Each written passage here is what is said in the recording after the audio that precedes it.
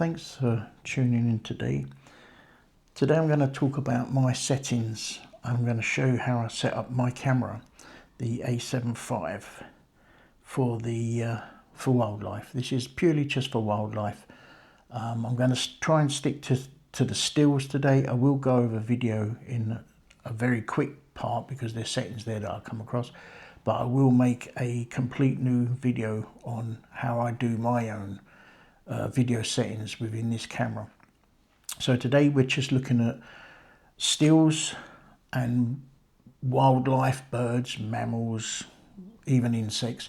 So this is how I've actually set my camera up. Now I've been with the camera for a good few months now, and I've worked it and worked it and worked it, what's worked, what's not worked.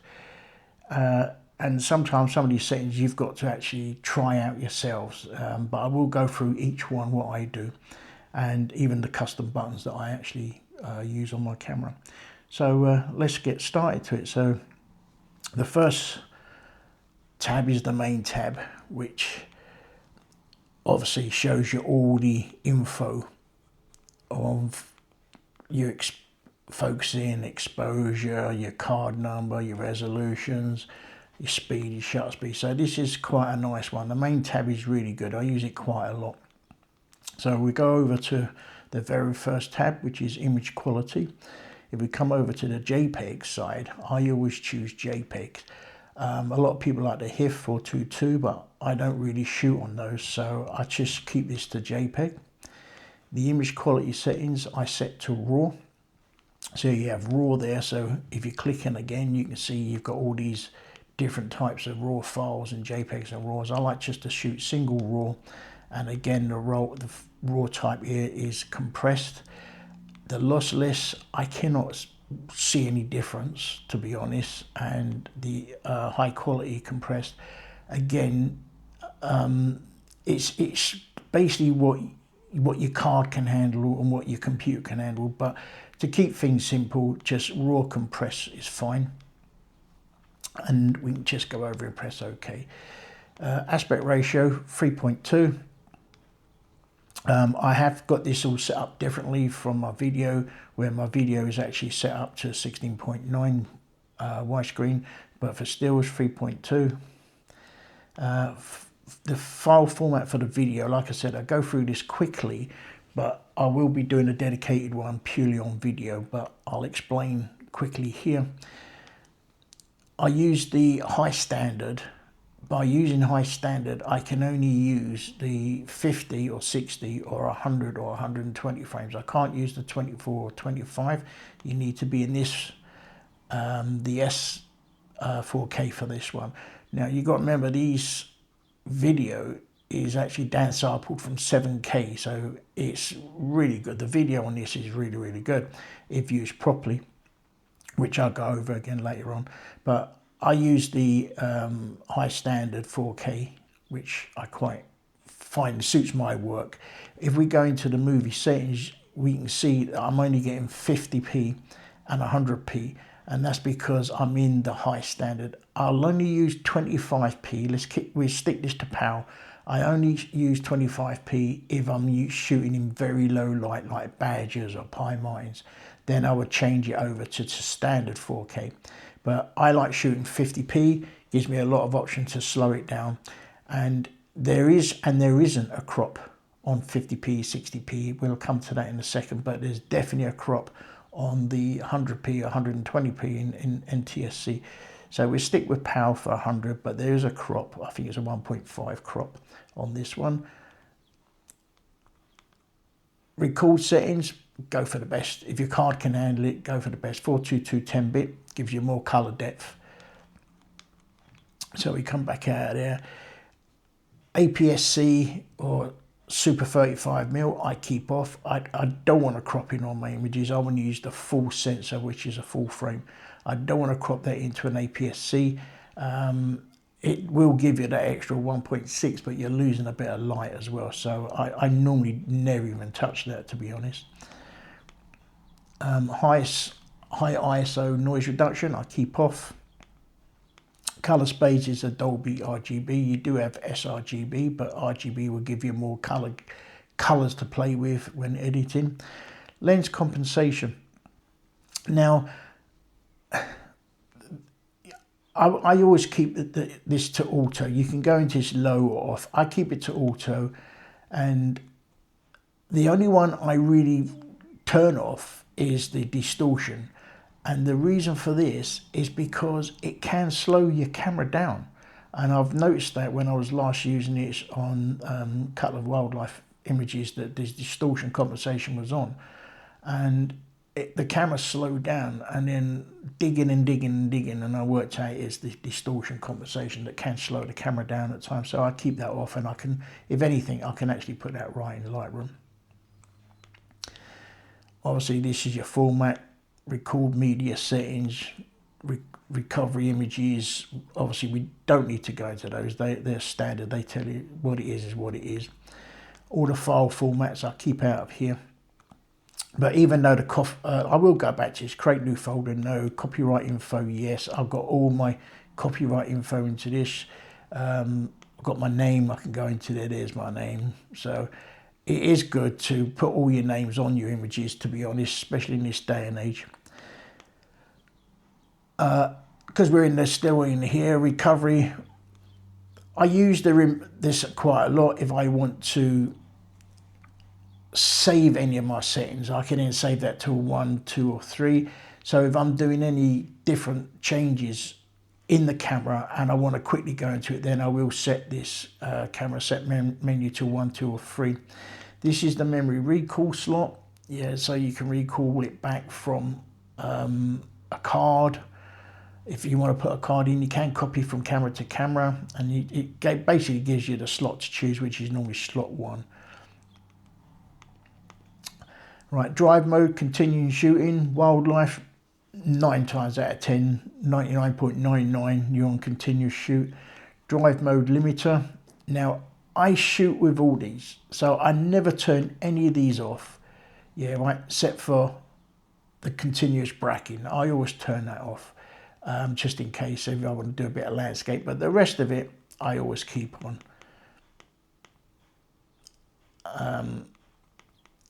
Oh yeah, the white balance and the DRO bracketing. I keep all the bracketing ones off as well. So that's off, that's off, that's off. Continue shooting speed. Yes, I keep all these. What's the point of buying a camera when you want to low the shutter rates? It doesn't make sense. So I keep it exactly as it is, and I do not actually change anything. And it's always doubled everything from low on the electronic shutter, and it just doubles everything up. That's my speed boost, which is at 30 frames per second, which obviously, again, this is what the camera's all about with its pre-capture and the speed boost.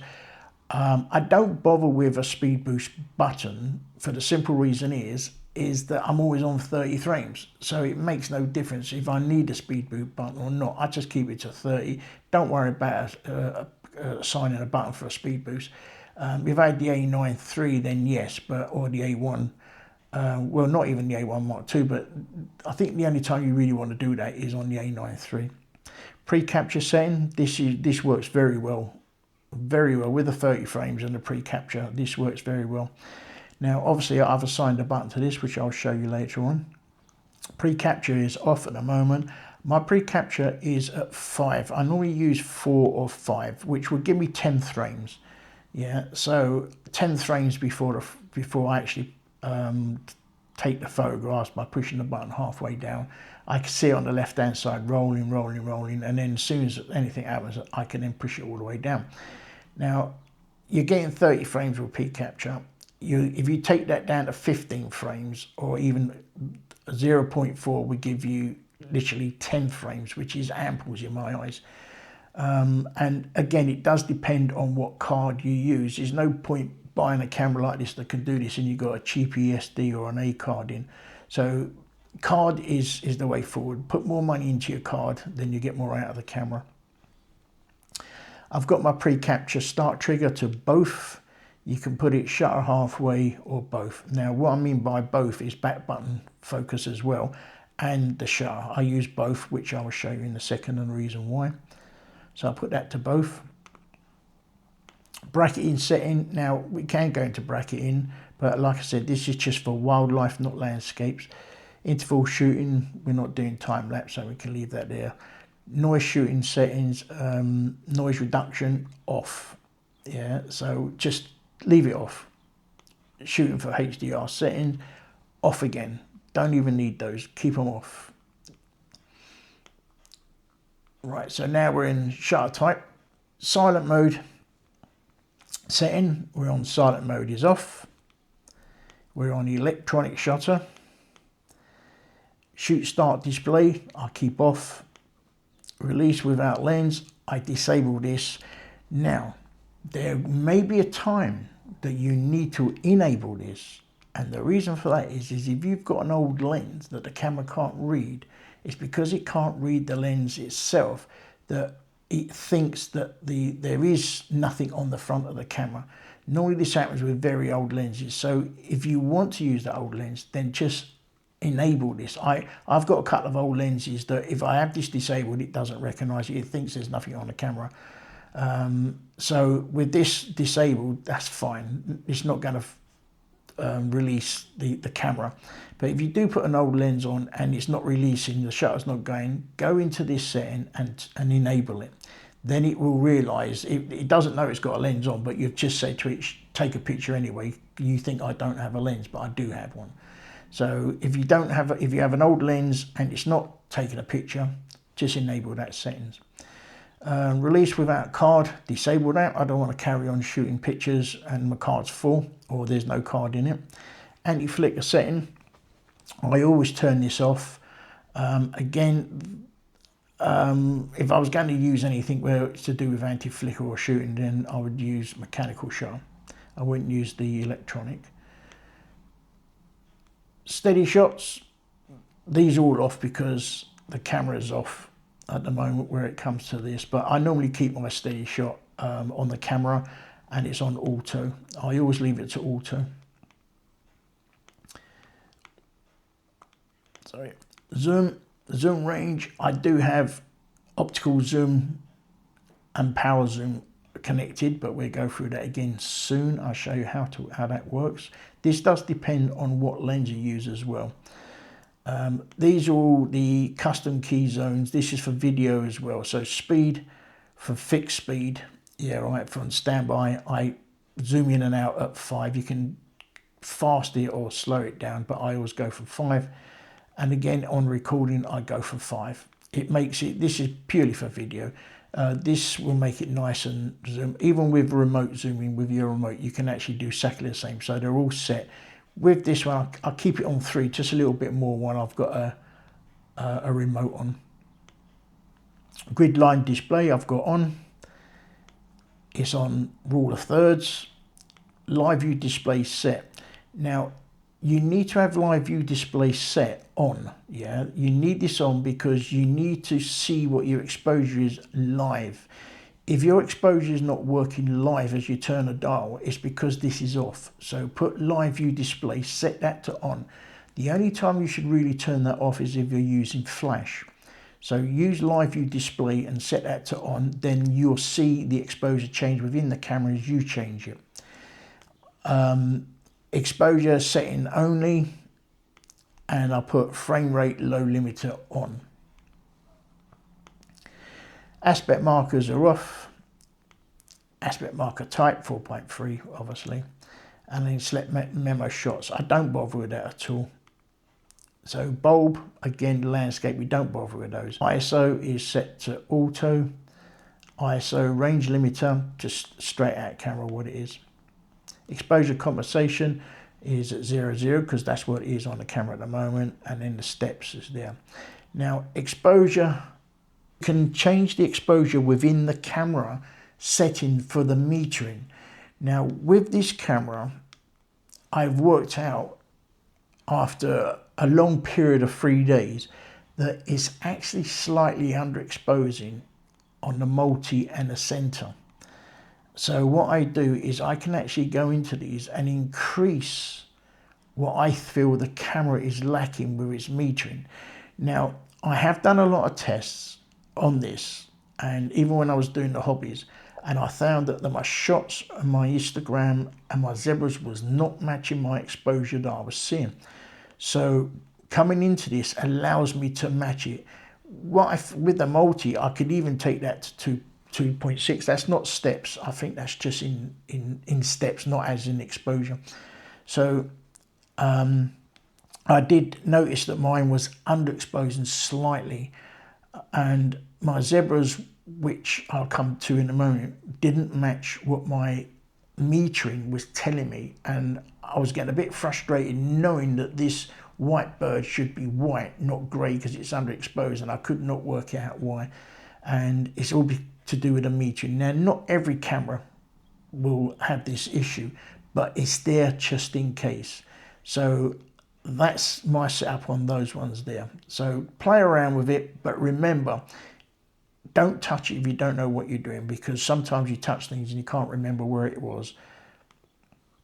Metering mode, obviously I've got that one there. Spot meter is focus point is linked.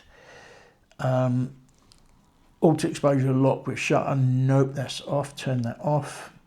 Now we come flash. So we're just going to ignore the flash for now because there is no flash. Auto white balance, I've set to auto now. I've always said in the past, never use auto white balance for wildlife because it can't always read all the colors correctly in shades and bright areas.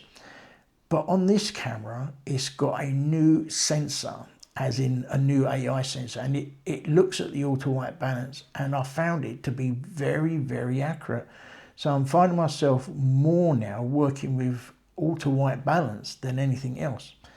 So again, this is where this camera is very clever. It learns. I've done this when I was out and I was nice reed bed and I was looking. I put it on auto white balance and I was almost positive that I actually dialed in my own Kelvin until I checked it was auto white balance, and I was actually quite shocked how good the auto white balance actually works in this camera. So give it a go and see. It's easy to change within Lightroom, where in the old days auto white balance was very flat and grey. You hardly got any saturations at all, but on this white balance it is very clever. The priority setting auto white balance I put to standard. You can change these here, but I think standard gives you the better option here. On the old days I used to use auto white balance white on the other camera, especially on the A1 I used white, but on this one I use standard because it works. Shutter or white balance lock is off. White balance capture frame, I've put this to large. I want the white balance to do the whole frame. I want it to capture everything in that frame.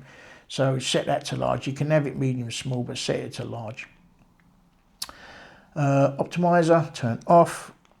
Creative look is standard. Picture profile is off. Remember, this is for wildlife photography at the moment. These things will change if I'm doing video.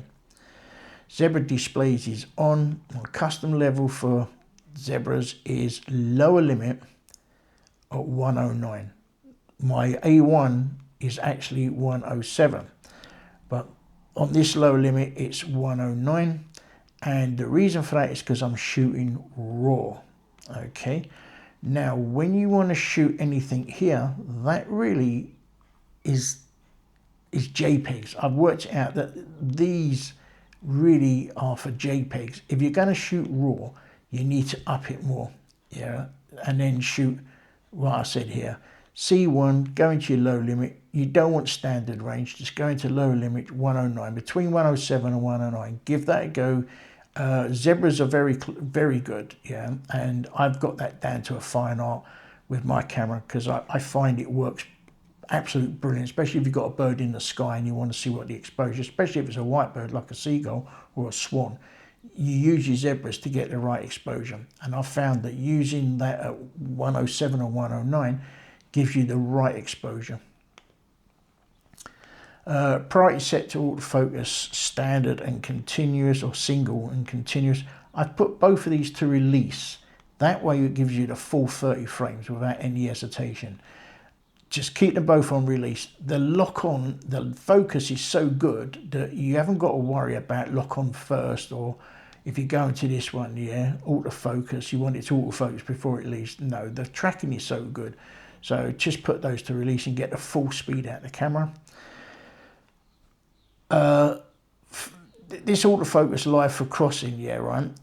It's basically anything that goes in between the subjects. How much do you want to look on that subject before it loses it behind a tree or bush or something? So I always have mine locked on, yeah. If I was going to go directly from one bird to another bird, then I will put it down to responsive. But I'm picking one bird, I'm sticking with that one bird, and I want it to lock on if it goes behind a bush or anything else. Now, the autofocus tracking, you can have it responsive or standard. I found that the changing standard is better than being stable for some reason, or responsive is a lot faster. I found that standard works very well. Autofocus eliminated, which is on the front of the camera, turned off. Aperture drive in autofocus, I put that to standard. Preset focus zoom. Now, I don't touch any of these. I'm not interested in trying to put any of these in for different lenses. So I just turn it off. I think if you're doing studio work, then fine. Autofocus with shutter on. Not back button shutter. Back button focus today is, I think it's relevant. Shoot me down if you like, but not in today's technology, especially if you've got pre-capture and everything else. You know, you can use that sign out button for something completely different. The cameras are so good today that back button focus to me is relevant now. So anyway, that's for another story. Full-time DMF, I put that on. Focus area zone, obviously this is what's in the camera now. Focus area limit, I have everything on because I do use everything, believe it or not. Vertical and horizontal, autofocus point and area. I want to see the same as what I'm shooting horizontal. Focus area color red. Autofocus area registration turn off. I don't want to program the camera to go to a certain point, and that clears it, and that auto clears it. Autofocus display during tracking, yes, I want that on. Continuous, yes, I want that on. This button here, the autofocus points, that goes to left to right, to left to right. If you was to go into circulate, it would go all the way to the right and then jump through on the screen on the left. And sometimes, I've used that before when it's circulated. I'm looking for it and thinking, well, why isn't it on the right hand side? And it's because I've gone too far and it's on the left hand side. So I put do not circulate round. Autofocus frame. This moves all your little buttons that you want to move the autofocus here, right? I put that to large. I don't want it on standard. I like to move it largely, yeah, like jump from there to there. Standard, it will move the focus point slowly, like little tiny, like 10 steps, where large would go 5 steps. So you get to the point pretty quickly, which is great for small birds. Subject recognition on, obviously. Recognition target, I've got to birds.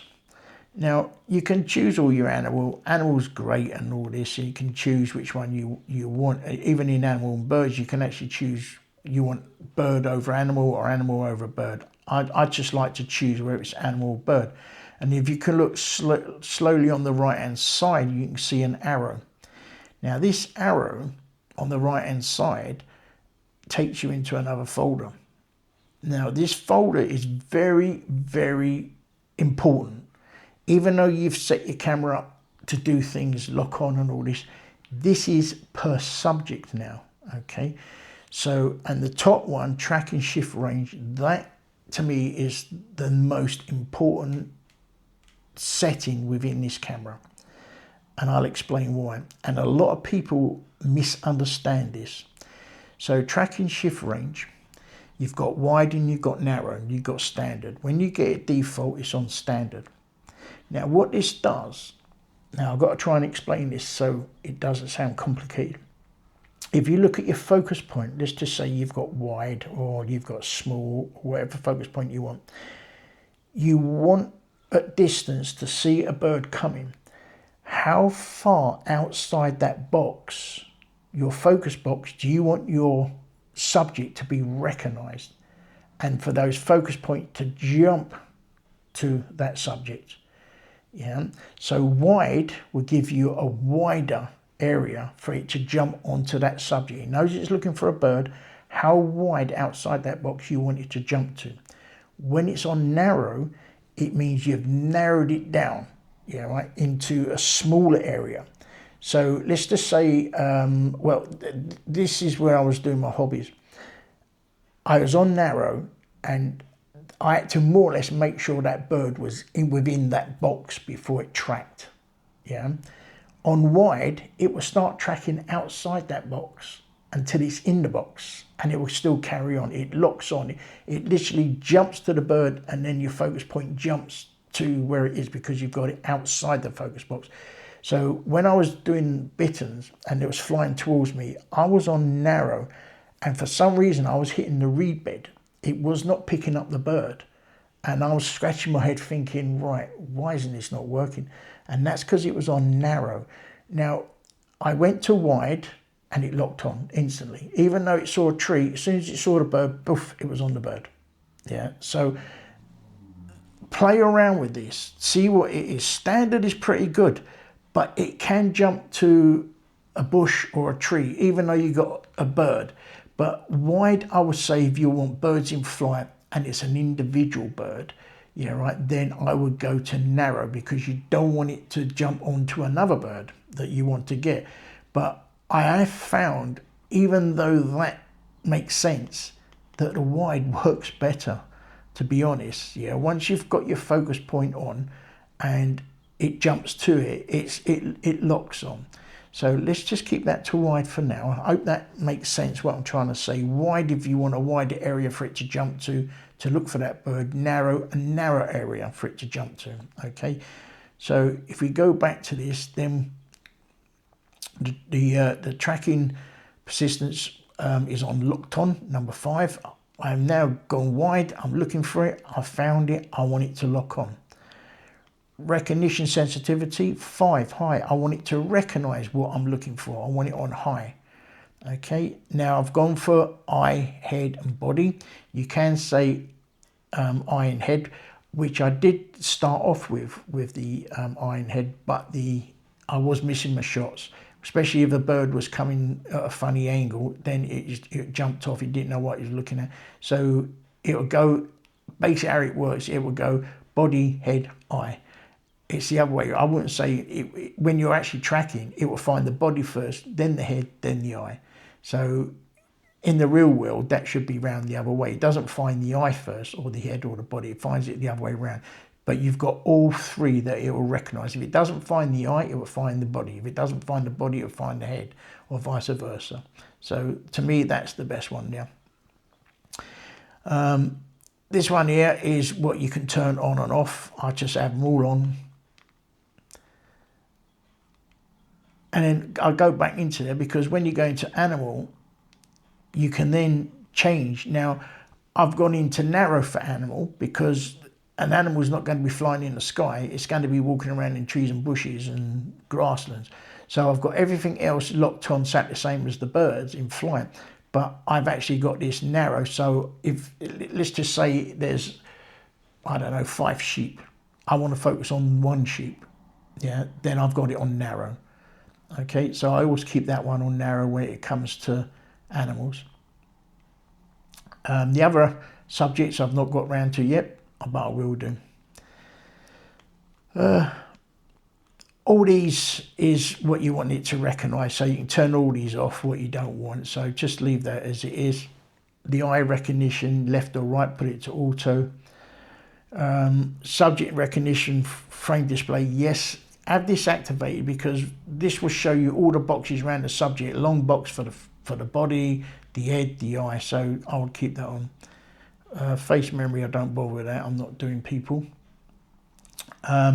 Auto magnifying manual focus, yes, keep that on. As soon as you turn the actual focus ring on the lens, then the lens will actually automatically focus. Will jump into magnification, so you get a better focus. So keep that on.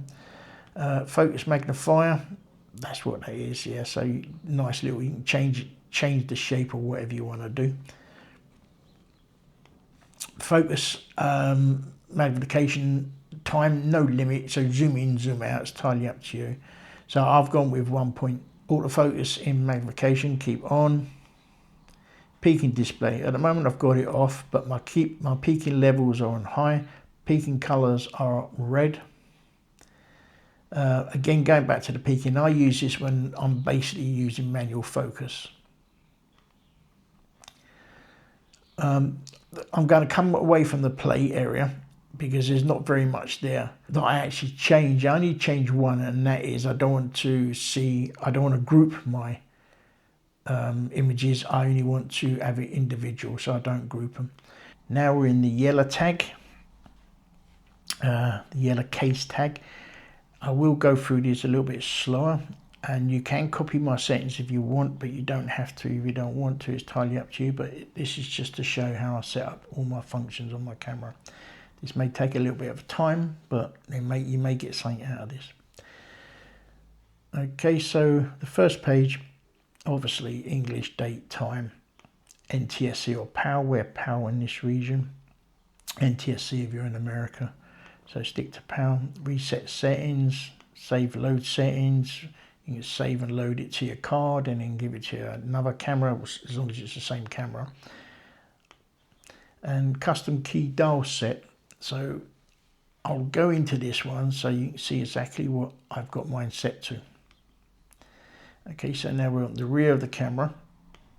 So number one, I've got mine to focus standard.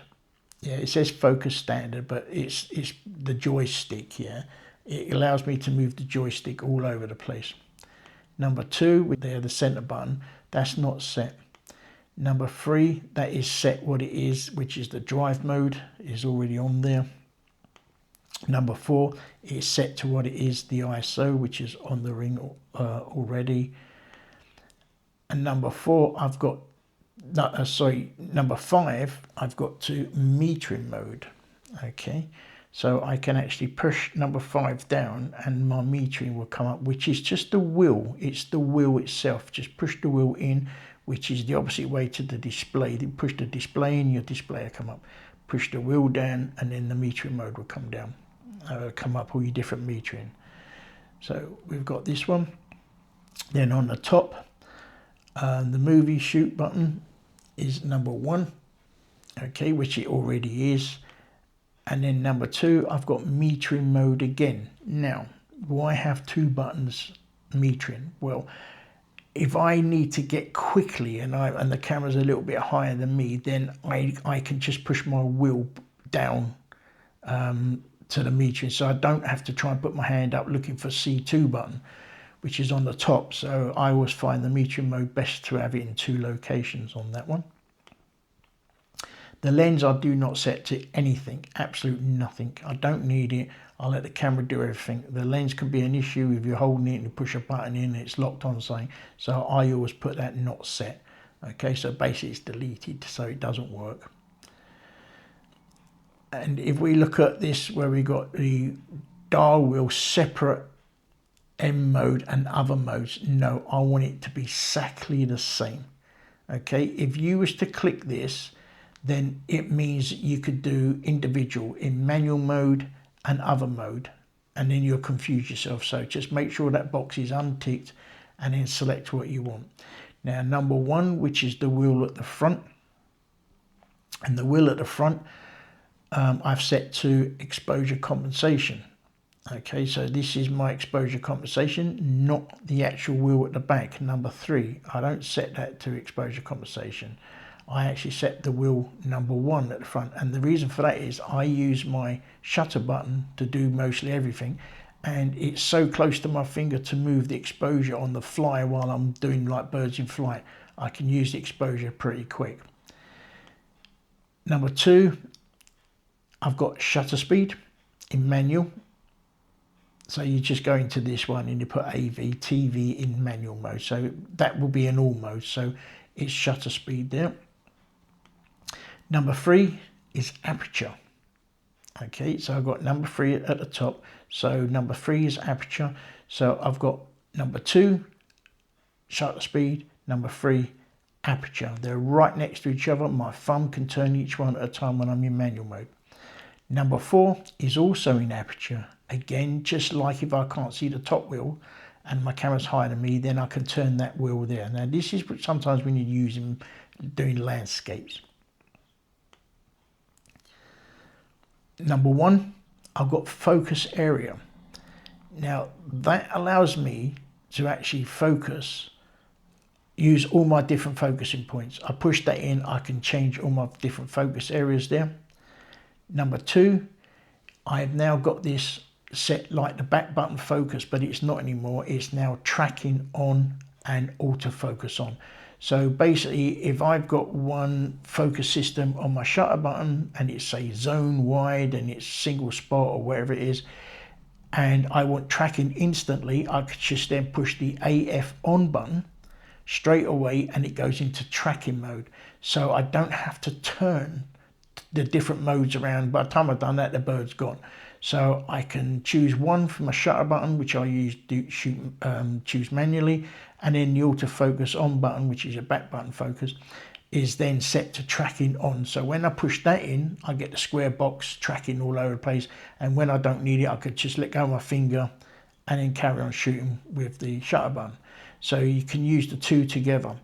Also, that also allows me to use pre-capture. So if I've got pre-capture on and I want to use tracking at the same time, I can use that AF button as well as for pre-capture, which I will show you here. So now number 3, which is C1, which is right in the corner, the C1 button is now pre-capture. So I can turn that on and off, on and off. So everything is near the thumb. So C3 is pre-capture. Number 4, which is the C3 button. Okay, even though it says number 4, but it's a C3 button.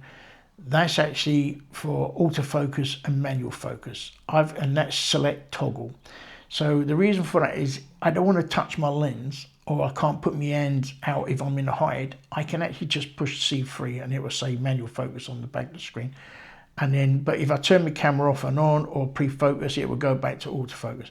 So while the camera's on and I want to manual focus, I could just push the C3. I've not got to touch the lens and try and find where that is, because you could have a water jacket on or something. So it's best just to do it from the camera rather than the lens, okay? But remember, if you turn your camera off, that will automatically go back to autofocus. Number 5 is the touch operation. Turn it on and off for your back, touch your screen at the back.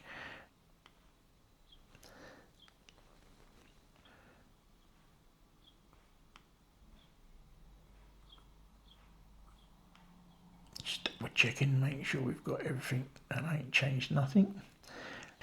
My FM menu button, now this stills at the top, video at the bottom. Okay, so in stills on my FN button, okay, I've got that set to drive mode, top left. Let's go top left and we'll work along. So the first one I've got into drive mode. To change these, you just click into it and it allows you to go all the way down to all the different ones you want. You can come over this side and change all these that you want. Okay, you can put that in, but I find the drive mode is the best.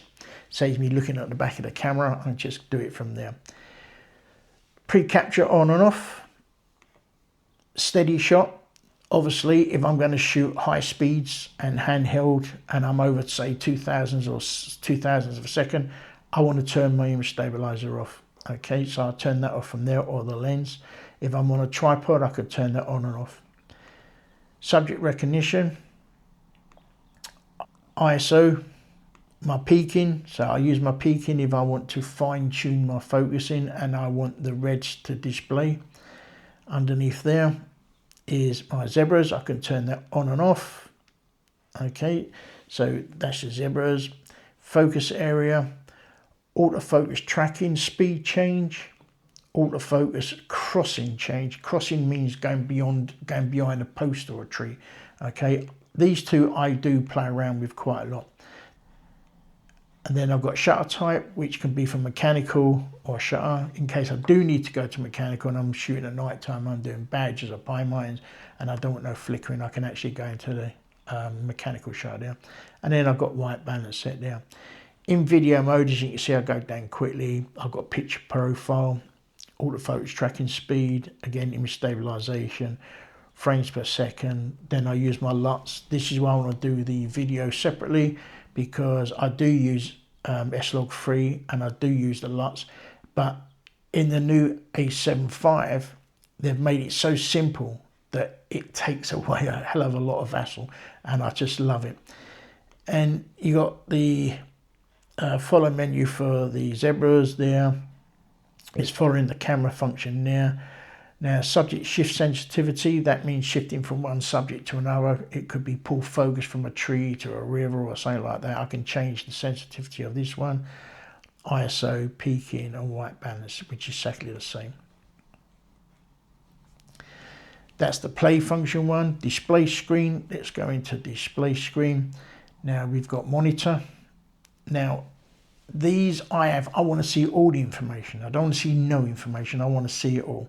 I want to know exactly how it's working, what it's not working. So I have display all info. I then have exposure on.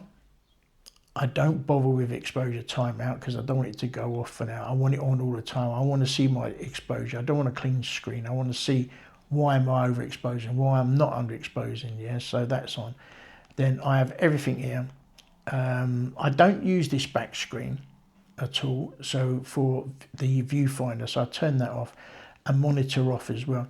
Now this is a great battery saver. If you're sitting there waiting and you've not got your camera set to a timeout, then you can just scroll through the display button, push it up, and the last one, I think it's like 5, the last one up, it will turn your monitor off. Saves a lot of power, doesn't overheat. Exactly the same with the finder, no difference. Video for the display for the video, again, exactly the same, identical. Then I've got different settings for stills than I've got for movie, which is yes. Okay, so I've ticked everything on there. If I go into this, everything's ticked. I want all this to be different. I don't want it to be the same as my camera. If I'm going to shoot video while I'm in still modes, then it will actually shoot video within that still mode. If I change my camera to video mode, it then doesn't. I have to put in my own settings how I want to, because if you record while you're in camera mode, your images look really jerky. They don't look, it doesn't look natural. Even if you slow it down, it just doesn't look right. And you know, if you're going to get a camera that's got a good video, do it properly. Yeah, don't cut corners, do it properly. Like I said, I will do a video on how to do this. Record with shutter, nope. Obviously we're in video mode here, so I'll come out of here for a minute. Right, custom key dial setting. This is completely different now, okay? Custom keys again for video. This is all separate, yes. You got my dial settings. You can change each one of these how you want to. I don't, I keep it as it is. Don't even bother changing it. AV TV rotation, normal, don't do that. Lock operation parts off. I don't want nothing locked on the camera.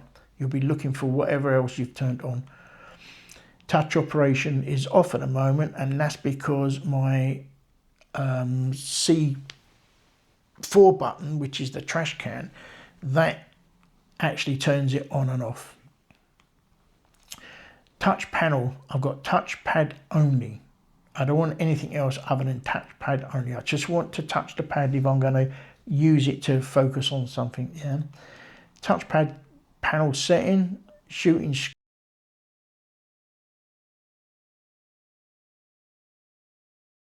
Display screen, you can turn it on, obviously you want it on, and the men's screen you want it on.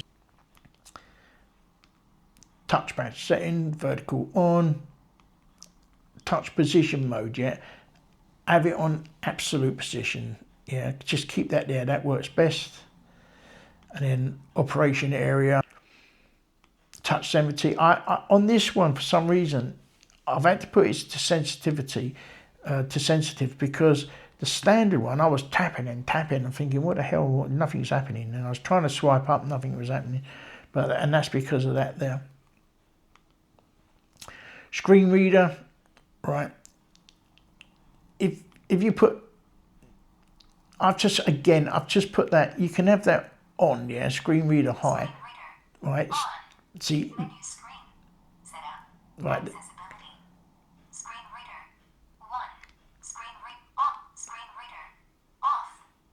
Right, so a little lady will then pop up and tell you everything that you're changing on your screen, which is so annoying if you're sitting next to someone and all of a sudden she turns around looking around thinking, who the hell said that? Okay, so keep that off. Enlarge screen, I put that off. Mode dial continuous control set, it is what it is. Do not change that whatsoever, you will be having problems. Final monitor, I put to auto number 1. You got all these different ones, but I like number 1. Monitor brightness is sunny. These are all going to be grayed out. Display quality high. Monitor flip direction auto. Vertical display on. Now all these here, again, is to do a bit of video as well. Okay, so you got gamma display assist on. Again, I would go through all these. Please do not worry about these at the moment, just leave these alone until we start doing video. Shoot time display type 2, I like to shoot that one. You can try 1, but I like it set to number 2. Remain shooting display, always. Auto review I turn off because that just gets in your way. And we come back to down here, power saver, I've got 2 minutes. Power saver by monitor, I do not link this, keep that separate. Auto power off temperature, high, that's important. Playback, well, now, you know, we're going into video again, all the audios and everything, so I'm going to go back into those again on a separate one. On all your HDMI, we go back into those. Auto pixel mapping, I'll keep that off for the simple reason is if you have it on every now and then you turn the camera on, you want to take a shot, it will come on, right, the pixel mapping will come on. I actually do it when I want to do it. If I go into pixel mapping now, I have to turn the camera on and off, reboot it, and it looks for dead pixels and it'll find dead pixels and it'll move them about. Yeah. So the version, obviously your body and your lens, I'm on version 2 at the moment. Display serial numbers on your images, yes. Privacy notice. And that's you. So all this stuff here, actually in the box here, I've actually saved everything that I find that's important, that I need. So for a quick dial, which is called my dial, yeah, my menu, which is the, if we go to the very top, which is the star, I've put in there everything that I think is important to me.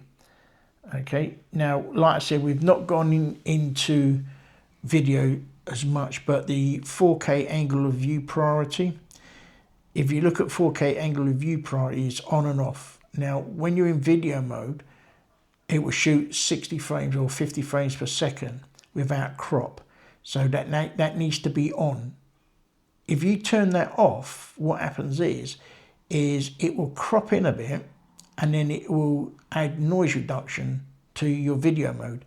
Now, you don't want that. You want to do that yourself because you don't want to lose a cropping on your sensor. Yeah, so you want to use the full sensor. So keep that on. It's the only thing I've gone into at the moment where it comes to video mode, just in case. So go find your 4K angle of view, which will be in your video mode setting. You need to turn your camera to that one to find that one, I think.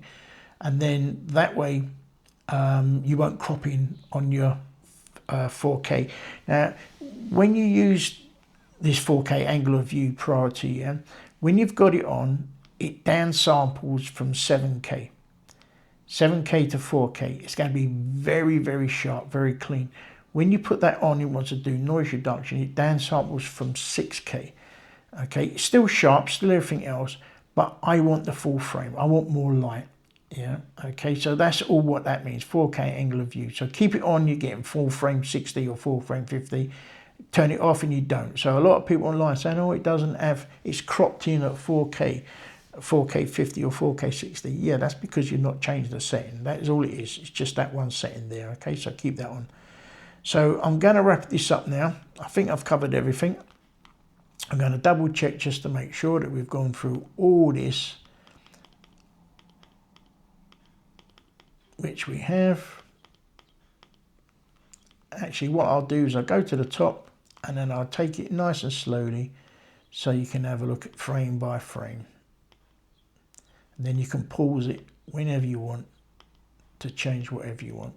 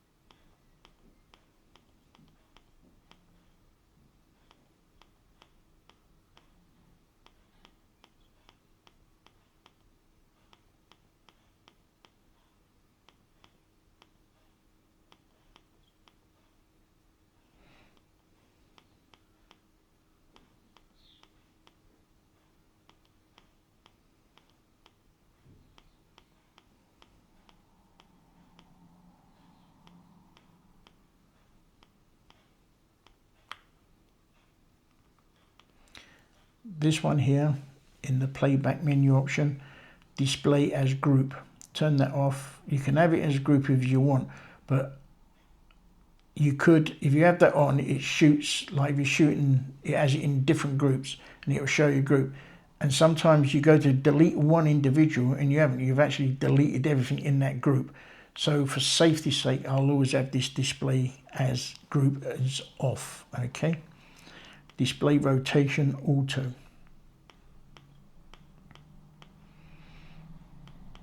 And all this here is to do with like Wi-Fi, USB, and everything that you want to do with cloud. You can send this all up to cloud if you want to.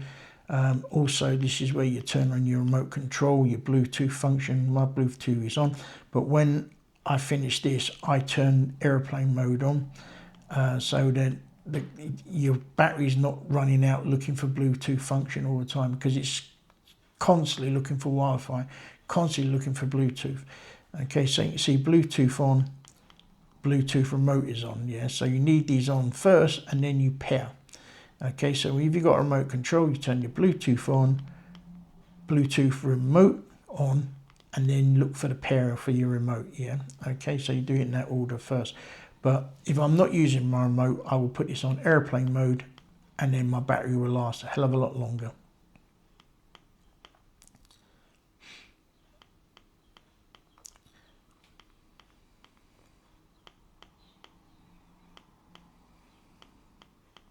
We've been all through these before.